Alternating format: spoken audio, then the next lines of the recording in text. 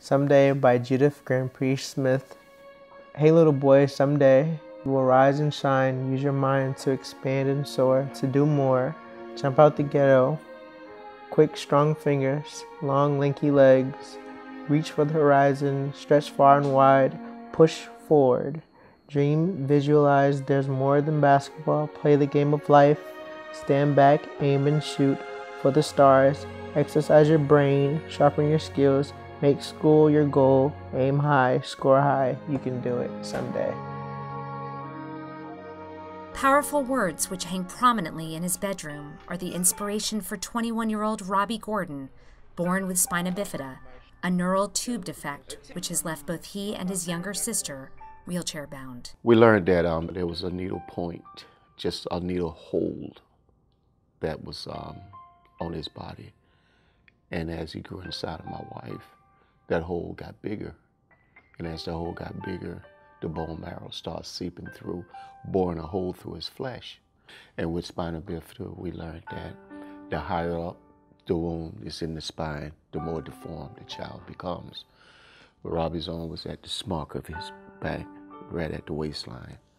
Despite medical recommendation, Robbie's parents refused to terminate the pregnancy, instead raising Robbie as a happy, normal child who was defying all odds. But his optimism did not protect him from the challenges he would soon face. I was playing in the playground, and I would always notice that I was, just sitting here for no reason. I couldn't run up the stairs with them. I couldn't hang on the monkey bars. I couldn't, be on the little tire. To walk up to the playground and just see my kids sitting in the wheelchair and all the other kids are having fun, running about, swinging, merry-go-round, and they're just sitting there. And I thought that was so unfair, so unfair. They came up with some funding. They made the playgrounds wheelchair accessible, and it was amazing to finally feel accepted amongst your friends at that early age. Acceptance of his differences was short-lived.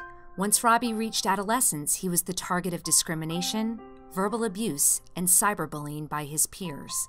Some people felt like my disability was contagious, so if I touched them, they would get spina bifida as well, unfortunately. And I just felt like I wasn't accepted at all in middle school. Robbie told me that he said, "Mom, I'm not going to run from this. I'm going to deal with it." And just let people know I hurt, and I want to be respected. And I don't think this is a joke. This is a part of who I am, but it don't define me as a person. Darker days arrived with the tragic news that Robbie's older brother, along with his pregnant girlfriend, had been brutally murdered. His brother, having been shot in the head, was then set on fire in the only family vehicle used to transport Robbie and his sister Valeria. Things got worse from that day on amongst my wife and I. She started taking pain pills, all kind of pills to soothe herself. I started drinking. I figured it was time for me to move out. And neither she or I was paying attention to him because we were so caught up in our own foolishness, I got into a very, low time. I basically got depressed and wanted to commit suicide. I just felt like my peers didn't really care about my well-being. I just felt like every day I didn't want to be there. We decided to pull Robbie out of school and homeschool him. And he graduated along with his class.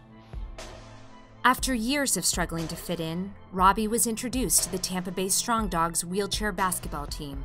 Playing with this professional team provided him with a renewed sense of motivation, strength, and a reason to live. Robbie came out to play wheelchair basketball with the juniors. Automatically became like a team leader, floor leader with the kids, teaching them basics and stuff like this. And there was this one kid out there that was just running circles around everybody. And he was in an everyday chair. The rest of the kids look like in basketball chairs. And I'm sitting on watching, I'm like, wow, this is unreal. I was like, he needs to come play with adults. He came out for the first practice and they beat him down. They turned him over, flipped him over. I mean, they dominated him. Every time he tried to shoot, they slapped the ball out of his hand. I mean, they roughed him up pretty well. And on our way home, he said, Dad, I don't want to play with them anymore. Dad being dad, he said, no, son, you're going to play this game and you're going to learn it. And I kept bringing him back. Finally was on the team and I finally got a chance to showcase my talent. I was in the gym every day after school. I was in the gym night, day, morning. I wanted to be the best in my age group in the whole United States. Robbie was the youngest player, and he challenged those guys to do the work and exercise and eating right. It was like, who is this little kid telling me all this? But he put in the work. I made it my mission to start in the first tournament and to try my best to lead them to a championship.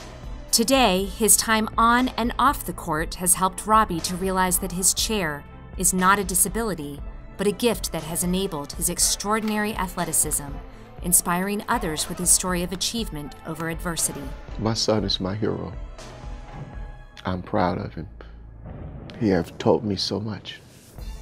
I want to be in the Paralympics in 2020 to win my first gold medal. I'm just focusing on my life, my future. As Robbie continues to work towards securing his future, his message remains strong yet simple. Aim high, score high. You can do it someday.